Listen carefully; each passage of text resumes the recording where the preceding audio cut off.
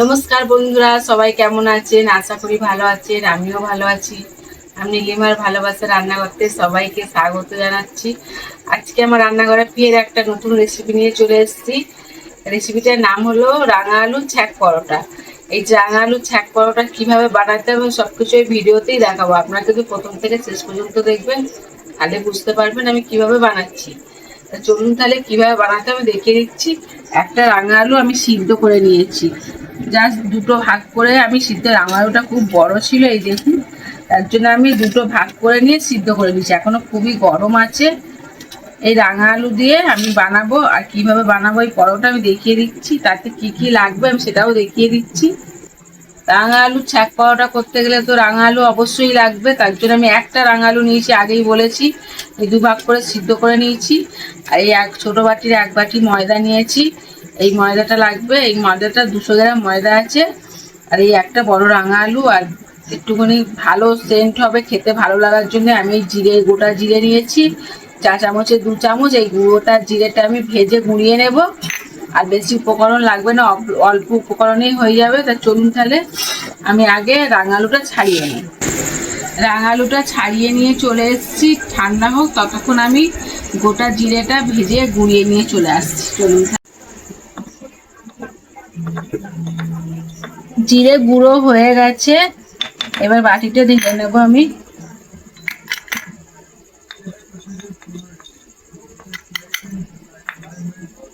এই দেখুন, জিরে গুঁড়ো হয়ে গেছে। চলুন এবার আমি ময়দাটা মেখে নেব।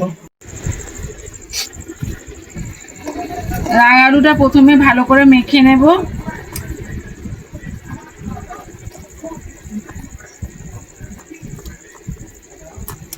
রাঙা আলুটা খুব সুন্দর গলে গেছে। সামান্য হলুদ দেব,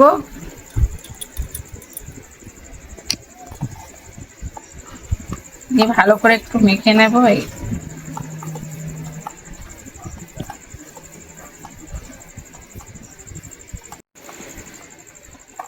এই দেখুন, হলুদ দিয়ে কালারটা কত সুন্দর এসছে, দেখেছেন? হলুদটা দিলে একটু কালারটা সুন্দর আসবে, ওই জন্য হলুদ দিয়েছি। আপনারা চাইলে নাও দিতে পারেন। এবার আমি ময়দাটা দিয়ে দেবো, দিয়ে এবার ভালো করে মেখে নেবো। আমি আর লবণ দেব না, আর জলও দেব না, একটুও জল দেব না। এই রাঙা আলু আছে, এই দিয়ে আমি ময়দাটা মেখে নেব, জল লাগবে না এতে।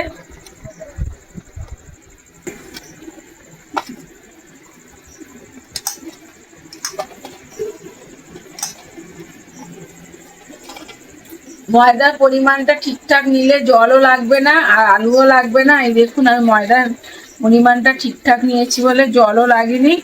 আর জল ছাড়া বানালে আরো খেতে ভালো লাগে, টেস্ট হয়।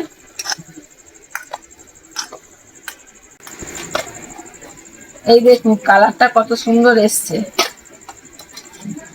ভালো করে আমি ঠেসে নিয়েছি।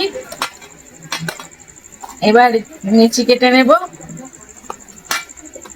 নেচি করে গোল করে নিচ্ছি। এবার 10 মিনিটের জন্য আমি চাপা দিয়ে রাখবো।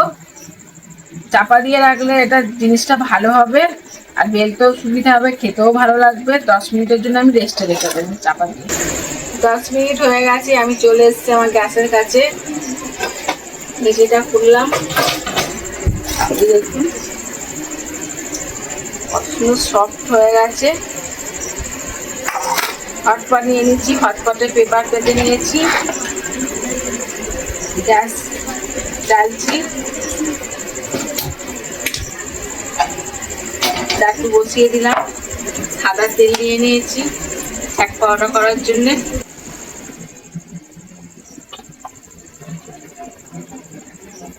তেল ঢেলে নিলাম পরোটা বেলার জন্য।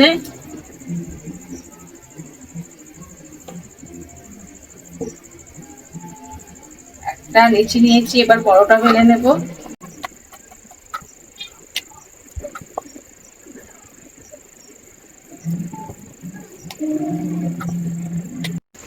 গ্যাসটা জ্বেলে দিয়েছি, গ্যাসটা জোরে আছে, এবার একটু কমিয়ে দেব।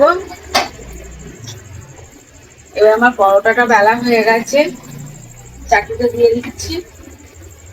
ওটা হোক, আমি আর একটা বেলে নেব।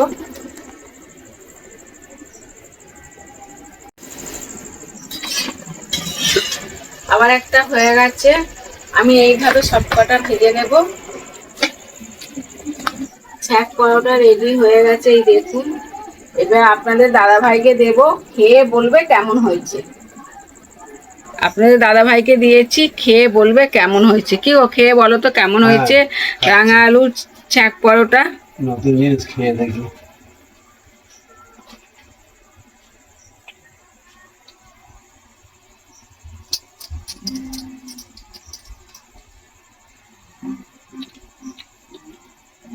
বাহ, খুব সুন্দর হয়েছে। আপনারা তাড়াতাড়ি ঝটপট বাড়িতে বাইরে খেয়ে দেখবেন, খুব ভালো লাগবে। আবার ভালো লাগবে মিষ্টি মিষ্টি রাঙালু পরোটা, আর পরোটা খুব দারুণ লাগছে। বন্ধুরা, আপনাদের দাদা ভাই খেয়ে বললো খুবই ভালো হয়েছে। তা আপনারা ঝটপট বাড়িতে বানিয়ে খেয়ে আমাকে কমেন্ট করবেন কেমন লাগলো। আর সাবস্ক্রাইবার করতে ভুলবেন না, শেয়ার করতেও ভুলবেন না। আমি আবার নতুন ভিডিও নিয়ে চলে আসছি আমার রান্নাঘরে।